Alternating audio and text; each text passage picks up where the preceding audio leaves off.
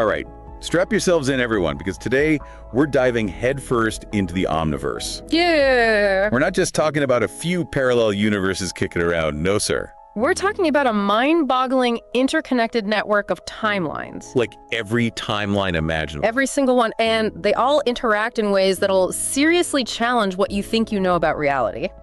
What's really captivating, is that we're moving beyond the classic multiverse. This is about how these timelines connect and influence each other. So it's not just a bunch of parallel universes off doing their own thing. Definitely not. Think intersections, moments where these realities collide and leave their mark. It's like a cosmic dance. Okay, hold on. I'm already getting a little dizzy. Yeah. So these intersections, what do they actually look like? Are we talking alternate versions of ourselves popping up out of nowhere? Well, not quite that dramatic. The source material dives into these things called divergence points. They're like crossroads in time where reality splits and creates alternate paths. So every decision we make, every turn we take could spark a whole new timeline. Imagine it like this. Every time you hit snooze, instead of going for that run, you might be creating a universe where you're a marathon champion. Whoa. A universe where I actually enjoy kale smoothies. Maybe, maybe not. But the idea is that every choice ripples out, creating a vast network of possibilities. Remember Robert Frost's poem, "Two roads diverged in a wood, and I took the one less traveled by," and that has made all the difference. Right. It's all about those choices. So with all these timelines branching off, what determines which ones stick around and which ones fizzle out? That's where it gets even more interesting. The source material talks about entropy modulation, suggesting that some timelines are just more harmonious than others. Okay, hold on. Entropy. That sounds a little heavy. Like, are we talking about good vibes versus bad vibes here? Not exactly. Think of it like a perfectly choreographed dance. Every step, every movement contributes to the overall beauty and harmony. I see. So in a way, our choices are like brushstrokes on the canvas of the Omniverse. Exactly. Some choices create beautiful, harmonious strokes, while others might lead to a bit more chaos. And the formula used to track this suggests that timelines with less disorder have a greater influence on the network of realities. It's like the Omniverse has a preference for order, for things making sense. It does make you think, doesn't it? What kind of choices are we making in our own lives? Are we contributing to the cosmic symphony, or are we hitting all the wrong notes? It's a great question. And it leads us to another mind-blowing aspect of the Omniverse, the role of consciousness. Our awareness, our ability to observe and choose might actually influence how these timelines evolve. It's not just about wishing things into existence, but the idea that observation itself might have a direct impact. There's actually a growing body of research in quantum mechanics backing this up. Hold on. So, we've got these timelines branching off at every decision, our choices shaping the harmony of the Omniverse, and our consciousness playing a role too. And there's a mathematical formula for all of this. There is. It's less about the numbers themselves and more about what it represents. Think of it as an attempt to quantify the interplay between timelines, entropy, and consciousness within this grand omniversal structure. I'm feeling like Alice down the rabbit hole here, but in a good way. Timelines branching off, choices shaping reality, consciousness weaving it all together, and this incredible mathematical framework holding it all in place. And just wait, it gets even wilder. The source material introduces something called fractal topology and twisted loopbacks. Oh boy, here we go. My brain might actually explode. I'll try to keep it simple. Picture this. A piece of paper, but folded an infinite number of times. Each fold is a new layer of reality, a new dimension. Okay, I'm sort of with you. But instead of being stacked neatly, these layers are all twisted and looped back on themselves. They create connections between points that seem impossibly far apart, like mind-bogglingly far. I'm definitely getting some origami vibes here. So these twisted loopbacks, what exactly are they? They're how these folds connect those distant points. They create pathways through the fabric of reality, linking things that seem completely separate. And yep, there's a mathematical formula to describe it too, using things like modular arithmetic and exponential decay. Okay, I'm officially lost on the math front. But what's the takeaway here for someone who doesn't speak fluent equations? The takeaway is that the structure of reality might be far stranger and more interconnected than we can even imagine. It's like that saying, what goes around comes around, but on a cosmic, multidimensional scale. What seems separate could actually be linked in ways we're only beginning to grasp. So we've got timelines branching, choices shaping things, consciousness playing its part, and this incredible fractal topology connecting it all. Is there anything else I need to know before my brain goes full supernova? Well, there's one more intriguing concept in the source material. the center of time. They describe it as a singularity that impacts eternity. The center of time. So it sounds pretty intense, like the ultimate beginning and ending point. It's like a point of pure potential, the ultimate blank canvas for all of creation. But if it's the source of all possibilities, doesn't that mean it contains all the bad stuff too? All the timelines where things go wrong? That's where it gets really interesting. The source material connects this center of time to the zeroth dimension. The zeroth dimension. Okay, I'm all ears. It's described as a realm of unconditional love that exists outside the limitations of time itself. Unconditional love. We're getting deep here. I thought we were talking about physics and timelines, not, Hallmark cards. It's not about romantic love in the conventional sense. Think of it more as a fundamental force, a pure, boundless acceptance that underpins reality itself. So we're talking about love as a cosmic principle, like the glue that holds the universe together. Exactly. The source material suggests that this zeroth dimension, this realm of unconditional love, is the source of all creation. It's where all timelines and possibilities flow from. I'm trying to wrap my head around this. So the center of time is where all timelines come together, and the zeroth dimension is this source of unconditional love. Are we saying they're one and the same? Now, that is a fascinating question, and it's something the source material leaves open to interpretation. It's like the classic chicken or the egg dilemma, but on a cosmic scale. What came first, the singularity or the love? Okay, my brain is doing somersaults. Timelines branching, choices shaping things, consciousness playing a role, and now this concept of the zeroth dimension as the ultimate source. It's a lot to take in. It is a grand vision of reality, isn't it? It challenges us to think beyond our linear, limited perceptions of time and space. And you know what I find particularly interesting? What's that? This idea of a central point. It keeps coming up. The omniverse seems to be structured around these points of convergence, points of immense power and significance. You're right. The center of time, the zeroth dimension, even those divergence points where timelines split. Precisely. It makes you wonder, doesn't it? If these central points are so crucial to the structure of the omniverse, maybe they have a parallel in our own lives, too. The moments that define us, the choices that shape our paths, maybe they're all connected to these larger, universal principles. That's deep. Like we each have our own center of time. Exactly. And maybe by understanding these grander principles, these concepts of the omniverse and its structure, we can gain a deeper understanding of ourselves and the choices we make. That's a pretty profound thought. But let's get back to this center of time for a moment. The source material mentions that if reverse time travelers ever approach it, they'd gain this massive momentum and get slingshotted back further in time. Like a cosmic whirlpool, the closer you get to the center, the stronger the pull. So time travel wouldn't be as simple as hopping in a time machine and setting the date. It would be more like navigating some crazy cosmic rapids with this center of time as the ultimate whitewater. You got it. And remember, this center of time is connected to that zeroth dimension, to that realm of unconditional love. Okay, this is where I get lost again. How does love, this seemingly intangible emotion, have anything to do with the physics of time travel and singularities? It's definitely a head-scratcher. But maybe love, in its purest form, represents a force that transcends time and space, a force that can influence even the most fundamental aspects of reality. So love can actually bend time.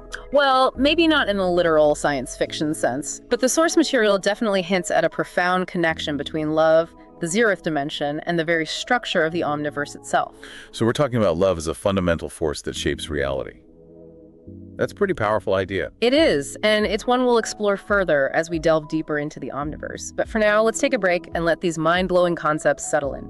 We'll be back soon to continue our exploration of this fascinating topic. All right, we're back and ready to dive even deeper into the omniverse.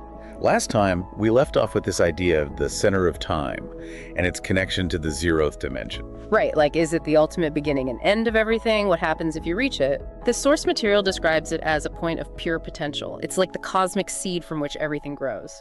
But if it contains all possibilities, wouldn't that include the bad stuff too? All the timelines where things go terribly wrong? That's a great question.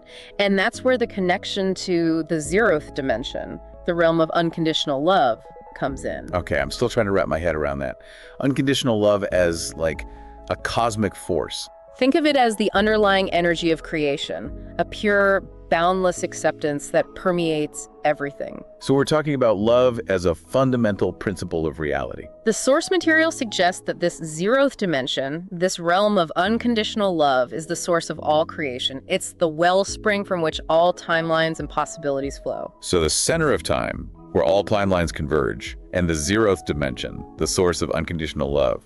Are we saying they're the same thing? That's the million-dollar question. And honestly, the source material leaves it open to interpretation. It's like that age-old question, what came first, the chicken or the egg? But in this case, it's the singularity or the love. My head is spinning.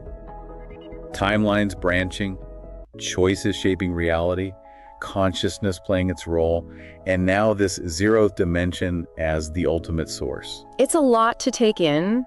It challenges us to expand our understanding of time and space and how everything is connected.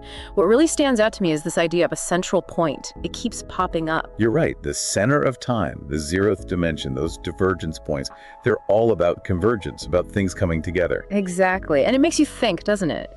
If these central points are so crucial to the omniverse, maybe they have a parallel in our own lives. Maybe our defining moments, the choices that shape our paths, are all connected to these larger universal principles. That's a deep thought. It's like we each have our own personal center of time. Precisely.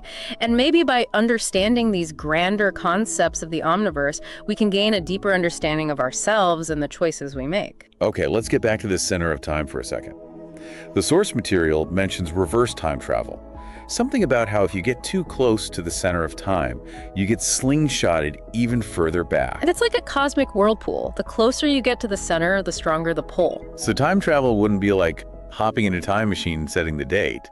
It's more like navigating some crazy cosmic rapids with the center of time as the ultimate whitewater. Huh, that's a great analogy. And remember, this center of time is also connected to the zeroth dimension, the realm of unconditional love. That's where I get lost. How does love factor into the physics of time travel and singularities? It is mind-boggling, isn't it? But maybe love, in its purest form, is a force that transcends time and space. A force that can influence even the most fundamental aspects of reality. So you're saying love can bend time? Maybe not in the literal sense, but the source material definitely points to a deep connection between love, the zeroth dimension, and the very structure of the omniverse. So love isn't just a feeling, it's this fundamental force shaping reality. It's a powerful concept to consider. But for now, let's shift gears a bit. Remember that other mind-bending concept we touched on? Fractal topology and twisted loopbacks. Ready to explore that a bit further? Oh boy, here we go again. Hit me with it. Imagine an infinite grid. Okay. Each point on the grid represents a unique signature in reality. Now picture that grid being folded and twisted in ways that defy our understanding of space and time. That's fractal topology in a nutshell. Okay, back to the folded paper analogy. But this time it's an infinite grid. What about these twisted loopbacks? They're how the folds connect points that seem infinitely far apart. It creates these pathways through reality, linking things that seem completely unrelated. And get this, there's a mathematical formula to describe it all. It uses things like modular arithmetic and exponential decay to map it all out. You lost me at modular arithmetic. Any chance we can get a visual on this? Something a little less Datnamathy. Okay, how about this? Imagine a swirling vortex at the center of that infinite grid. It has these tendrils that spiral outwards. When they reach the edge of the grid, they loop back on themselves, connecting to points miles away. And this pattern repeats itself endlessly, creating this intricate web of interconnectedness that goes on forever. So in this crazy omniverse, everything is ultimately connected. Things that seem light years apart are actually just a loop away. Exactly. And the source material emphasizes that this fractal topology isn't just some abstract theory. It has real-world applications in things like quantum mechanics and data analysis. It's a way of understanding how complex systems, even infinitely complex ones, can be interconnected and influence each other. This is blowing my mind. We've gone from timelines and choices to consciousness and love, and now we're talking about the structure of infinity itself. The omniverse is this endless unfolding mystery. It is, and it's full of surprises. But amidst all this complexity, there's something really important that stands out to me. What's that? It's the fact that Even within this vast, infinite omniverse, there's a sense of order, of underlying structure. Whether it's the mathematical formulas describing the interplay of timelines and entropy, the concept of fractal topology, or the idea of the zeroth dimension as the source of everything, there's a clear suggestion that the omniverse isn't just random chaos. That's actually really comforting to hear, but how do we make sense of it all? How does all this apply to our everyday lives? That's the question, isn't it? The omniverse theory might seem purely theoretical, but it actually has implications for how we live, how we make choices, and how we see our place in this grand scheme of things. Okay, give me some practical takeaways here. How does knowing about the omniverse change the way I live my life? Well, remember when we talked about aligning ourselves with the timeline that resonates with our highest aspirations? That's where the real work begins. It's about making choices that reflect the best versions of ourselves. So it's about making conscious choices. But how does that tie into the omniverse? Are you saying our choices literally create new timelines? The source material suggests that every decision, every action creates a divergence point. So in a way, yes, our choices are shaping the omniverse. Wow. Suddenly choosing pizza over salad feels a lot more significant. It's not about obsessing over every little choice. It's more about setting an intention, a direction for your life that aligns with your values and aspirations, and then making choices that move you closer to that vision. So it's not just about the big decisions, it's about all the little ones too. Our thoughts, words, interactions, they all matter. It's a constant dynamic interplay between our intentions, our choices, and how events unfold in the omniverse. And remember, the source material highlights the role of consciousness in this. Our awareness and ability to choose have a direct impact on how things unfold. So we're not just passengers along for the ride, we're active participants, co-creating our own reality.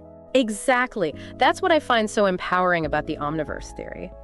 It's not about surrendering to fate or chance. It's about embracing our role as conscious agents in the unfolding drama of existence. That's a much more optimistic view than just accepting that we're at the mercy of the universe. But where does love fit into all of this? Is it some kind of cosmic cheat code that guarantees us a happy ending in our chosen timeline? That's the big question, and it brings us back to the heart of the omniverse theory. Remember, the zeroth dimension is described as a point of pure potential, a place of unconditional acceptance and creativity. So are we saying love is literally the fabric of reality, the force that drives the entire omniverse? It's a bold claim, but the source material definitely hints at a deep connection between love and the fundamental nature of reality. Think about it. Love is the force that connects us, inspires creation, and drives growth. Okay, I'm starting to get the bigger picture. It's not just about picking the right timeline. It's about aligning ourselves with that energy of love, tapping into the pure potential of the zeroth dimension. Exactly, and the source material emphasizes that the zeroth dimension isn't bound by time. It exists outside the linear flow that we experience. So perhaps by tapping into that timeless realm of love, we can transcend our limited perceptions and open up a world of possibilities. So it's not about manipulating time or forcing things to go our way. It's about aligning ourselves with something deeper, something rooted in love and potential. Beautifully put. And maybe that's the ultimate message of the omniverse theory. We're not just isolated beings navigating a random universe. We're interconnected, woven together by love, participating in the grand unfolding of something far more wondrous than we can comprehend. That is an inspiring thought. It's like the omniverse is a giant love letter, a testament to our interconnectedness and the possibilities that emerge when we tap into that force of creation. It reminds us that even amidst all the chaos and uncertainty, there's an underlying order, a sense of purpose that connects us all. Love isn't just a feeling, it's a fundamental force that shapes reality. This has been quite the deep dive. But I'm still so curious about the center of time. What happens when we trace all those timelines back to their source? That's the question for the ages. And it's one we'll explore in the final part of our deep dive. Stay tuned. Okay, we're back for the final part of our Omniverse deep dive. We've covered branching timelines, the power of consciousness, even that mind-bending fractal topology. But we left off with the big one. What's at the center of time? That convergence point where everything comes together. Yes, the heart of the mystery. It's a question that's kept philosophers and theologians busy for ages. And the source material offers a perspective that's both profound and, surprisingly, pretty relatable. All right, lay it on me. Remember the zeroth dimension, that realm of unconditional love that exists outside of time and space? Well, the source material suggests it actually intersects with our reality at a specific point. the center of time. Hold on, so we're not talking about some abstract concept here. This is an actual point in history. That's the fascinating part. And the source material gets even more specific. It points to an event that embodies this convergence of timelines, this embodiment of unconditional love. Yeah. The crucifixion of Jesus. Wow, okay. That's a pretty powerful statement. Huh? Are we saying the crucifixion is literally the center of time? The point where all timelines converge? It's a powerful image, isn't it? The crucifixion is often described as a turning point in human history, an act of self-sacrifice that goes beyond any specific time or culture. It's a story that's resonated for centuries, for sure. Yeah.